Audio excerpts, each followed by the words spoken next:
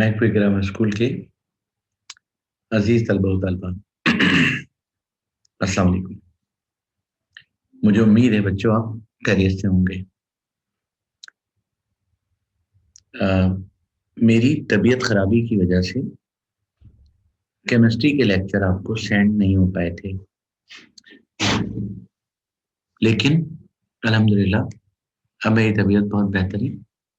इंशाल्लाह अब मैं आपको तवातुर के साथ इंशाल्लाह अपने तमाम लेक्चर्स सेंड करूंगा।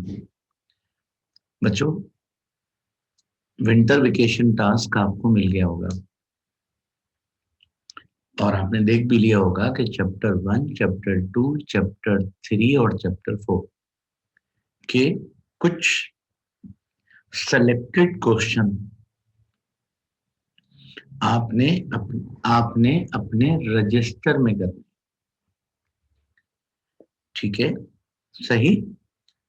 और उनमें आपने देखा होगा एमसीक्यूज हैं, फिल इन द ब्लैंक्स हैं, ट्रू और फॉल्स हैं, इस किस्म के क्वेश्चन जो कि हमारे पेपर में एमसीक्यूज बनकर आ सकते हैं।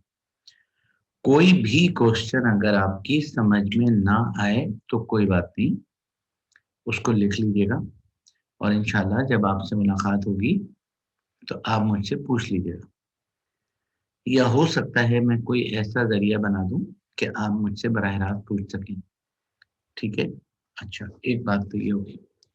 दूसरी बात जो मुझे आपसे करनी है चैप्टर शुरू करने से पहले बच्चों, वो ये है कि ये जो अफवाह उड़ी हुई है कि एमसीक्यूज बेस्ड पेपर आने वाला है, एमसीक्यूज बेस्ड पेपर आएगा, खुदारा इस बात पर कोई ध्यान मत रखिएगा, कोई ध्यान मत दीजिएगा।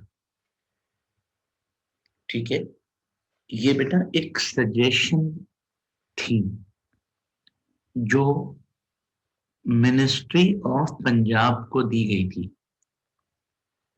और अभी तक हमारे सूबे में ऐसा कुछ नहीं है और इंशाल्लाह होगा भी नहीं, वरना हमारी तालीम के लुटने की जो रही सही कसर है वो भी पूरी हो जाएगी।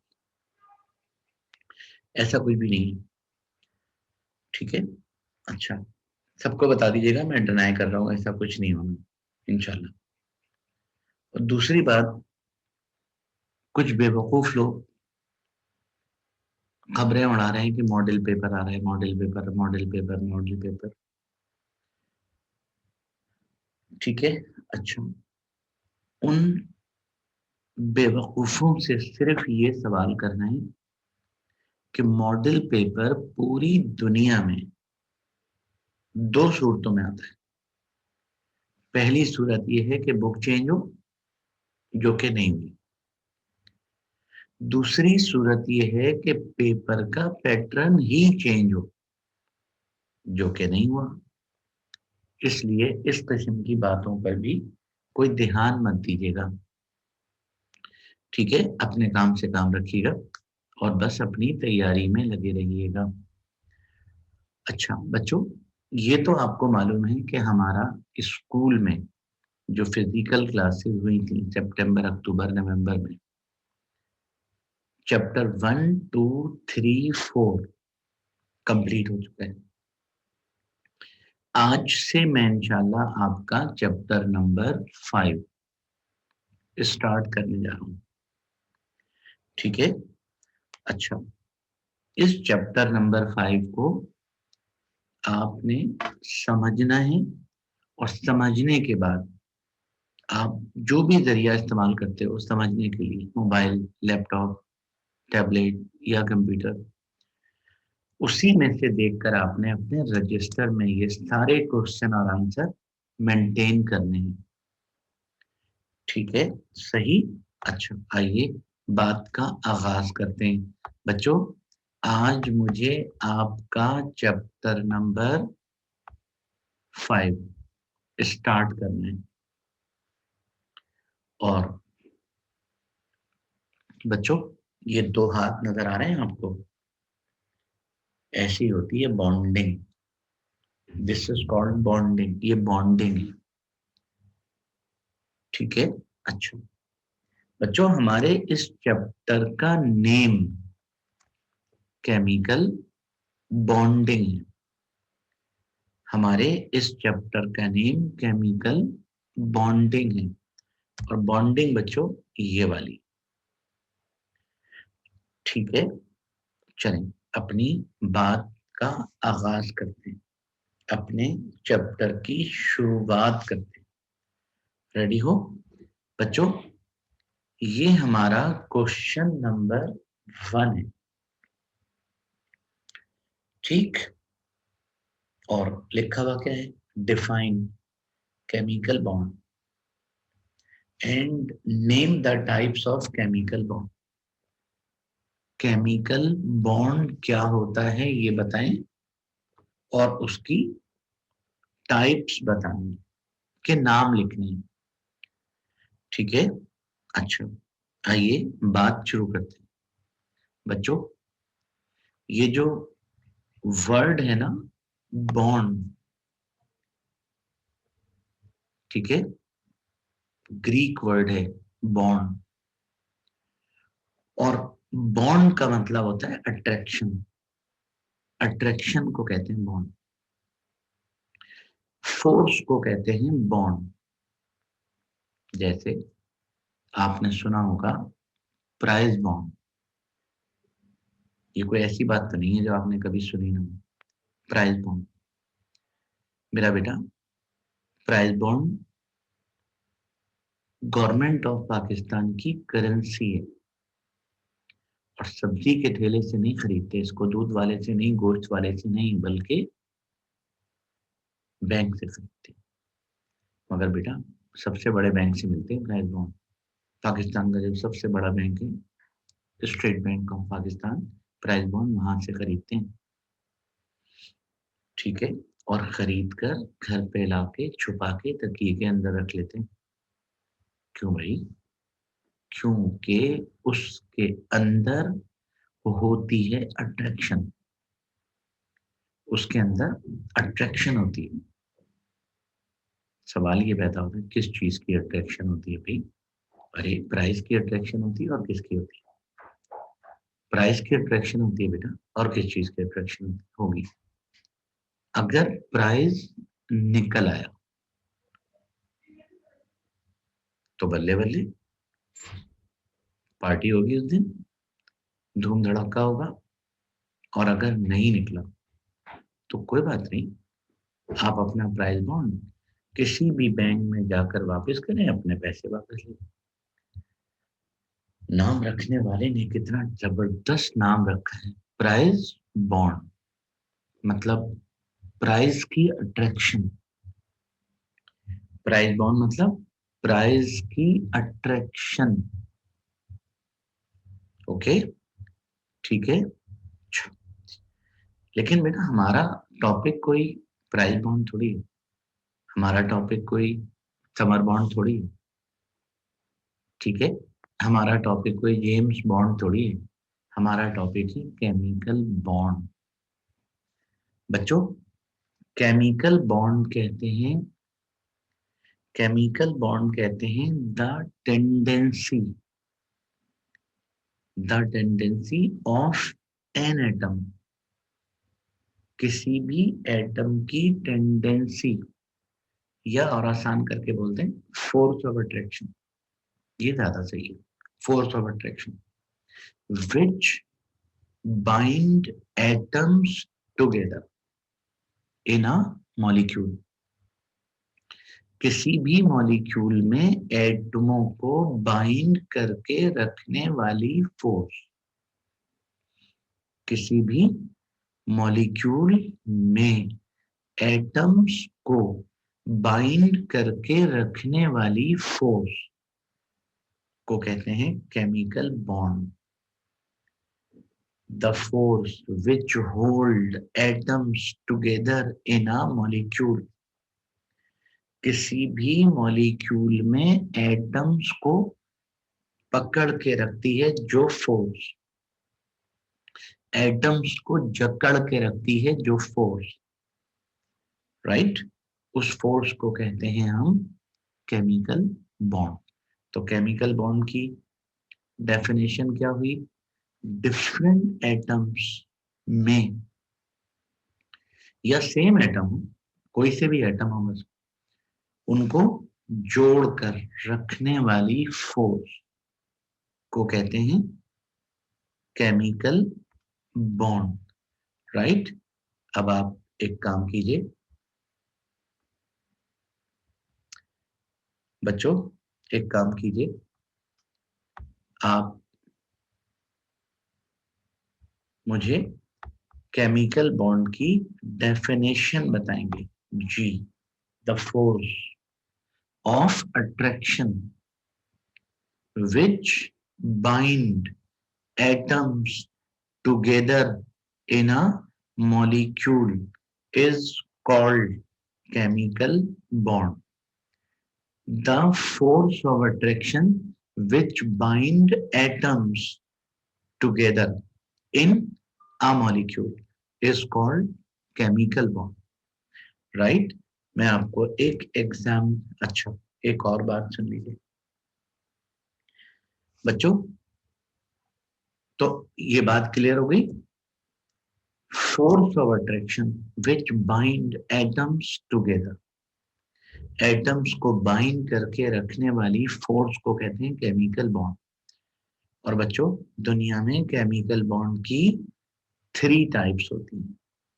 नंबर 1 आयोनिक बॉन्ड और इलेक्ट्रोवैलेंट बॉन्ड, आयोनिक बॉन्ड और electrovalent bond. Number 2 covalent bond. Number 3 coordinate covalent bond.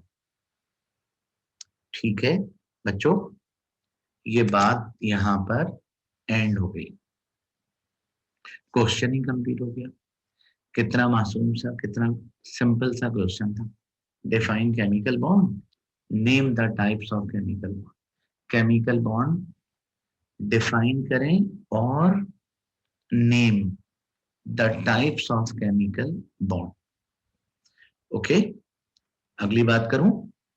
और बच्चों, अगला क्वेश्चन अहम तरीन क्वेश्चन, और वो ये है क्वेश्चन नंबर 2। यहां से हमारा चैप्टर स्टार्ट होगा।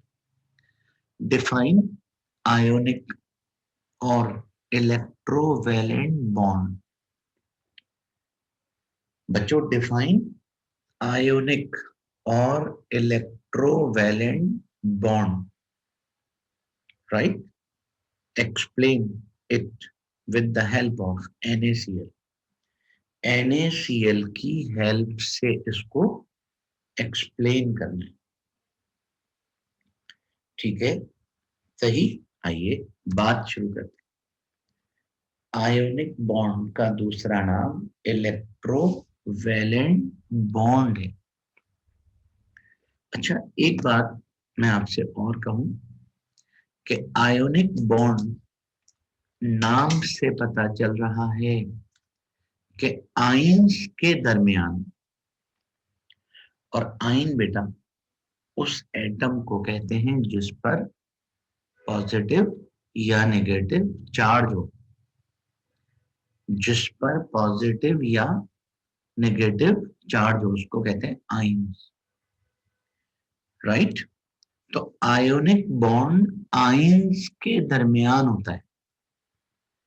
Ionic bond positive and negative ions के दरमियान होता है। ठीक है, मगर बच्चों, मगर आयोनिक बॉन्ड की ये वाली डेफिनेशन आप नहीं करेंगे। मतलब इस तरह नहीं बोलेंगे कि the bond formed between positive and negative ion is called ionic bond, ऐसे नहीं बोलेंगे। ठीक है। अच्छा, अगर ट्यूशन वाली बाजी ने अगर आपको ये बताया है कि ये डेफिनेशन है, तो नहीं बेटा ये डेफिनेशन नहीं है। ठीक है, ये डेफिनेशन नहीं है, मगर क्या ये गलत बात है? ना, ये गलत बात भी नहीं है, कोई गलत बात नहीं, ये डेफिनेशन नहीं है, लेकिन बात सही, ठीक है, बात सही है। अच्छा, मिसाल के तौर पर जैसे आपने चैप्टर नंबर 2 में एक लॉ पढ़ा था ना, law of conservation of mass, जिसमें आपने कहा था कि मास can neither be created nor destroyed during a chemical reaction, ठीक है, ये कोई गलत बात नहीं है, सही है बेटा, मगर ये law of conservation of mass का स्टेटमेंट नहीं है, बात सही है। हाँ, स्टेटमेंट लिखने के बाद बोल सकते हो। तो इसी तरह आयोनिक बॉन्ड की डेफिनेशन ऐसे नहीं करनी, फिर कैसे करनी है? ऐसे नहीं करनी, कैसे? The bond formed between positive and negative ions is called ionic bond, ऐसे हरगिज नहीं बोलना, ठीक है। फिर कैसे बोलना है, सुनिए, द बॉन्ड फॉर्म्ड, बच्चों the bond formed bit the bond formed by the complete transfer of electron from one atom to another atom। क्या मतलब? एक एटम से दूसरे एटम इलेक्ट्रॉन का ट्रांसफर होता है, और ट्रांसफर बेटा दो तरह से होता है, कभी कभी ऐसा भी होता है कि इलेक्ट्रॉन जाता है फिर वापस आ जाता है, तो ये तो कंप्लीट ट्रांसफर ना हुआ ना। कंप्लीट ट्रांसफर तो ये हुआ कि इलेक्ट्रॉन गया तो समझो गया, अब वापस नहीं आता। तो इलेक्ट्रॉन के कंप्लीट ट्रांसफर से जिस एटम से इलेक्ट्रॉन जाता है उस पर पॉजिटिव चार्ज आ जाता है, ठीक है, और जिस एटम में इलेक्ट्रॉन आता है उस पर नेगेटिव चार्ज आ जाता है, और यूं दोनों आपस में चिमट जाते हैं और आयोनिक बॉन्ड बन जाता है। तो बच्चों, the bond formed by the complete transfer of electron, complete transfer of electron from one atom to another atom is called ionic bond। तो जल्दी से जवाब दे दीजिए, आयोनिक बॉन्ड की डेफिनेशन क्या हुई? हाँ बेटा, the bond formed by the complete transfer of electron from complete transfer of electron between two atoms। बच्चों, बिटवीन टू एटम्स, दो एटमों के दरमियान इलेक्ट्रॉन के कंप्लीट ट्रांसफर से जो बॉन्ड बनता है उसको कहते हैं आयोनिक बॉन्ड या इलेक्ट्रोवैलेंट बॉन्ड। क्यों? Due to electrostatic force of attraction, positive और नेगेटिव के दरमियान जो अट्रैक्शन होती है ना बेटा, उसको इलेक्ट्रोस्टैटिक फोर्स ऑफ अट्रैक्शन भी कहते हैं। क्या कहते हैं? Electrostatic force of attraction. तो due to electrostatic force of attraction ionic bond is also called electrovalent, ठीक है। अच्छा, ये आपने आयोनिक बॉन्ड की डेफिनेशन बिल्कुल एज इट इज अपने रजिस्टर में लिखनी है, और उसके बाद बच्चों हेडिंग बनानी है एक्सप्लेनेशन, और एक्सप्लेनेशन की हेडिंग बनाकर ब्रैकेट में लिख दीजिएगा formation of ionic bond in NaCl, ठीक है। और अगर चाहें तो एक्सप्लेनेशन का वर्ड हटा दीजिएगा, formation of ionic bond in NaCl, ठीक है। मैं आपको एक एग्जाम्पल देना चाहता हूँ। बच्चों ये बताइए, ये जो एटम आपके सामने आया है, समझ तो गए होंगे आप कि सोडियम एटम, सोडियम एटम है बेटा। सोडियम के फर्स्ट शेल में 2 इलेक्ट्रॉन मतलब K2, सेकेंड शेल में 8 इलेक्ट्रॉन मतलब L8 और थर्ड शेल में 7 इलेक्ट्रॉन यानी M7। तो फर्स्ट ऑर्बिट में 2 इलेक्ट्रॉन है जो कि कंप्लीट है। सेकेंड ऑर्बिट में भी 8 इलेक्ट्रॉन है, वो भी कंप्लीट है। थर्ड ऑर्बिट में 1 इलेक्ट्रॉन है, 1, 7 में गलती से बोल गया था 1। थर्ड ऑर्बिट में 1 इलेक्ट्रॉन है, तो थर्ड ऑर्बिट इसका कंप्लीट नहीं है। ठीक है।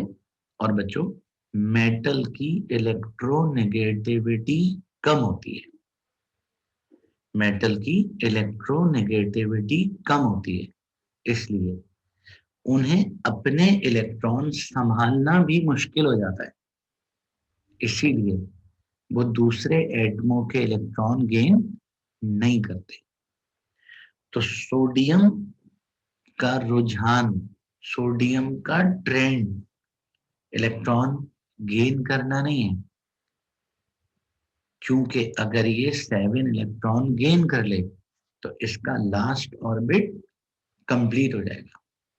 लेकिन इस बेचारे से अपने इलेक्ट्रॉन नहीं समझ रहे, तो 7 इलेक्ट्रॉन गेन कैसे करेगा। ये रहा क्लोरीन एटम, और क्लोरीन के शेल में 2 इलेक्ट्रॉन, एल शेल में 8 इलेक्ट्रॉन और एम में 7। बच्चों, एम शेल में इसके 7 इलेक्ट्रॉन है, नजर भी आ रहा होगा आपको। ठीक है। अच्छा, और क्लोरीन हेलोजन है, और हेलोजन की इलेक्ट्रोनेगेटिविटी हाई होती है, हेलोजन की इलेक्ट्रोनेगेटिविटी हाई होती है। ठीक है। तो अब आप जल्दी से मुझे बता दीजिए, सोडियम और क्लोरीन जब इकट्ठे होंगे तो रिएक्ट कर लेंगे।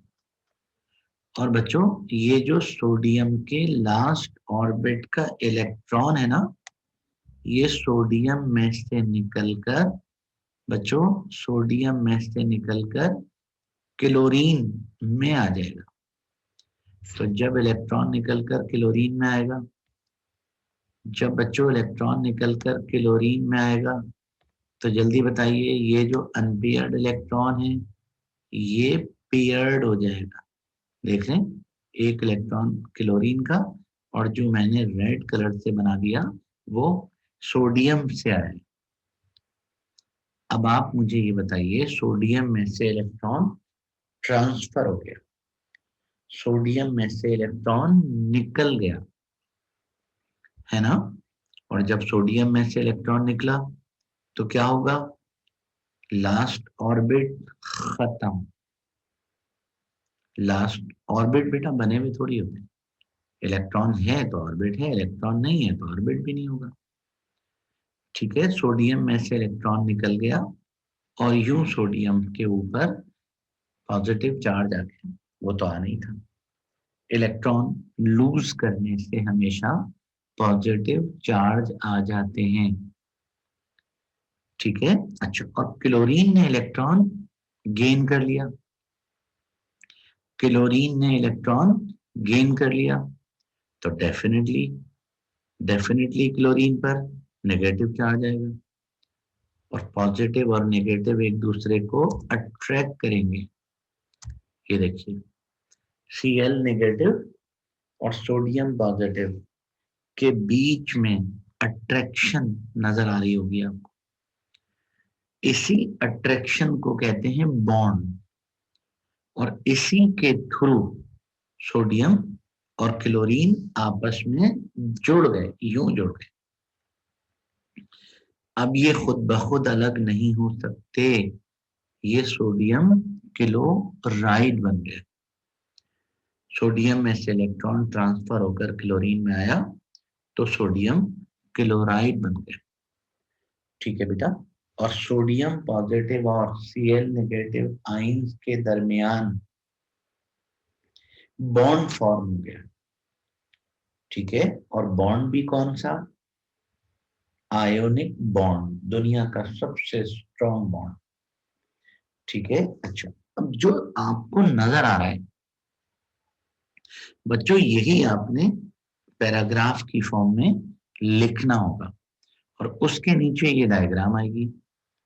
ठीक है, जरा पढ़ के बताइए, आराम आराम से पढ़ना है। In the combination of sodium and chlorine atom form NaCl, यानी सोडियम और क्लोरीन का कॉम्बिनेशन होता है जब, तो NaCl बनता है। ठीक हो गया, NaCl बनता है। और बच्चों, in this combination, in this combination an atom of sodium, नजर भी आ रहा है आपको नीचे, an atom of sodium transfer one outermost shell electron, sodium one outermost shell electron को लूज कर देगा एंड बिकम पॉजिटिव सोडियम आइन, और पॉजिटिव सोडियम आइन बन जाएगा। And N atom of chlorine gain that one electron, an atom of chlorine gain that one electron to complete its octet. Chlorine उस electron को गेन कर लेगा, क्लोरीन उस इलेक्ट्रॉन को गेन कर लेगा अपना ऑक्टेट कंप्लीट करने के लिए। ठीक है। अच्छा, अच्छा, gain one electron to complete its octet and become chloride negative ions, thus form ionic bond in NaCl। और ऐसा करने से NaCl में आयोनिक बॉन्ड फॉर्म हो जाता है। ठीक है बेटा। अच्छा बच्चों, इसके नीचे ये डायग्राम बनानी है। समझ तो गए होंगे आप कि इतना कोई लंबा चौड़ा आंसर है ही नहीं, और उसके नीचे ये डायग्राम बनाना मस्ट है। डायग्राम या तो ऐसे बना दीजिएगा या गुड्डे ऐसे बना दीजिएगा। क्या मतलब? डायग्राम आपने या तो जिस तरह मैंने आपको दिखाई वैसे बना दीजिएगा या ऐसे बना दीजिएगा, एक ही बात है। ज्यादातर ऐसी इसी तरह बनाएंगे कि कलरफुल डायग्राम एग्जाम में तो बनती नहीं है, मगर दिखाया इसमें भी वही गया है। क्या? कि सोडियम एटम है और सोडियम एटम के लास्ट ऑर्बिट में एक इलेक्ट्रॉन है और ये यहां से निकलकर क्लोरीन में आ गया। बच्चों, ये यहां से निकलकर क्लोरीन में आ गया, है ना? और सोडियम आपने देखा पॉजिटिव हो गया, क्लोरीन नेगेटिव बन गया, और यूं sodium positive Cl negative ions के दरमियान, बताओ बेटा क्या हो गया? अट्रैक्शन क्रिएट हो गई, अट्रैक्शन पैदा हो गई। इसी अट्रैक्शन को हम आयोनिक बॉन्ड कहते हैं। तो इस क्वेश्चन को इतना याद करना है, और डायग्राम 100% कंपल्सरी है, आपने इस तरह करना। कर पाओगे? अगली बात करूं? और बच्चों, अगली जो बात मुझे आपसे करनी है वो ये है, right the properties of ionic compound. ठीक है, तो सबसे पहला काम क्या करेंगे? हेडिंग बनाएंगे, प्रॉपर्टीज ऑफ आयोनिक कंपाउंड। ठीक है। अच्छा बच्चों, हमारे पेपर में अक्सर क्वेश्चन आता है right the properties of ionic compound. तो ऐसा मत करना कि बस 1 2 3 4 5 करके आपने प्रॉपर्टीज ठोकना शुरू कर दी। सलीके से बेटा मुख्तसर लिखना है, अच्छा लिखना है, कम लिखना है। सबसे पहले बताएंगे कि what are ionic compounds. Right, मैं बताऊं? compounds containing ionic bond. Compounds containing ionic bond are called ionic compound. यानी जिन जिन कंपाउंड्स में आयोनिक बॉन्ड हो उन कंपाउंड्स को कहते हैं आयोनिक कंपाउंड या इलेक्ट्रोवैलेंट कंपाउंड। बच्चों ये जो आयोनिक कंपाउंड होते हैं ना ये सॉलिड होते हैं, और सॉलिड भी कोई हल्के फुल्के सॉलिड नहीं, हार्ड वाले सॉलिड। ठीक हो गया। इनका मेल्टिंग पॉइंट हाई होते हैं। हाई भी कोई मामूली वाले हाई नहीं, ज्यादा वाले हाई। मसलन खाने वाला नमक सोडियम क्लोराइड का मेल्टिंग पॉइंट पता है कितना होता है? 801 डिग्री सेंटीग्रेड। बहुत ज्यादा है यार, घर में तो इसको मेल्ट कर भी नहीं सकते। तो इन सबके मेल्टिंग पॉइंट ऐसे ही हाई फाई होते हैं। ठीक है। अच्छा, वाटर में सॉल्युबल हो जाते हैं, लेकिन किसी भी ऑर्गेनिक सॉल्वेंट में सॉल्युबल नहीं होते। ऑर्गेनिक सॉल्वेंट मतलब chloroform, carbon tetrachloride, benzene, petrol, alcohol, spirit, ये सब ऑर्गेनिक सॉल्वेंट हैं।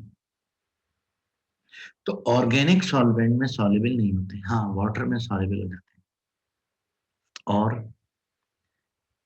और इनके एक्वस सॉल्यूशन में से इलेक्ट्रिसिटी कंडक्ट हो जाती